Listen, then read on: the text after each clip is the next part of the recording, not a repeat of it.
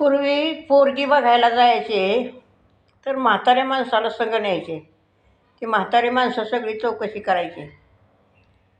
आता आहे का तसं? एकदा असंच एका पोराला पोरगी बघायला जायचं, तर ते म्हातारालाही काहीतरी काहीतरी चुका काढायचा म्हणून ते त्या पोराच्या आजोबाला म्हणले, तुम्ही येऊ नका, तुम्ही लई चुका काढताय, तुम्ही घरीच बसा. मग ते ते म्हणला, नाही नाही मी येतो, मी काहीसुद्धा म्हणणार नाही, बोलणार नाही, ते मी मुकाट्यानं गप बसन. पण ते म्हाताऱ्याची खोड घेऊन गेले त्याला. मग ते तिथे गेल्यावर त्या पाहुण्याने तिथे गेल्यावर त्याला म्हणले, तू बाहेर बस. ते म्हातारा बाहेर बसला. बाहेर बसून तिथं शेजारी मागच्या दाराने गेला, ती पोरगी तिथं होती. त्या पोरगीला विचारलं, बाळा तुझ्या आईचं नाव काय आहे? मग तिनं सांगितलं, आमकं नाव होतं माझ्या आईचं. होतं म्हणजे आई वारली. कशाने वारली?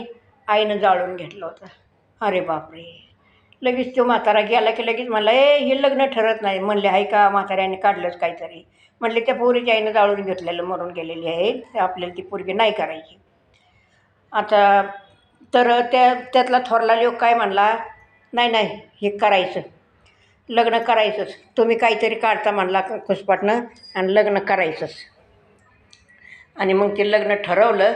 आता ते पूर्वी कसं लोकांचे दागिने मागून आणायचे, चांदीचे सोन्याचे सगळे आणले भरपूर मागून, त्याला दागिने घातले, टोपलंभर दागिने घातले.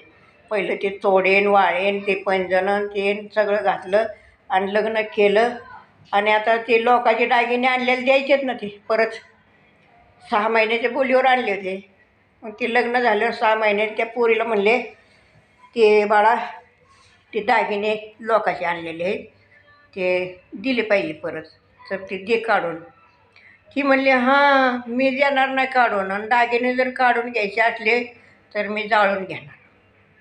म्हातारा म्हणला, मी काय सांगितलं होतं, माझं तुम्ही ऐकलं नाही. तर असं आहे. सांगायचं तात्पर्य काय, की पूर्वी असं लोक सगळं सांभाळीत होते, सगळीकडून म्हातारी माणसं.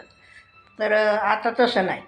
आता जरी पोरींनी मनानं केलं तर त्यांचं होतं आहे का? जातं का हे? शेवटपर्यंत जातं का? सारखं लग्न झालं, पळून गेले तरी ते 2 महिन्यात लगेच त्यांचं इसकडतं. तर हे असं असतं आहे. तर मोठ्यांचे विचार घेतले पाहिजेत.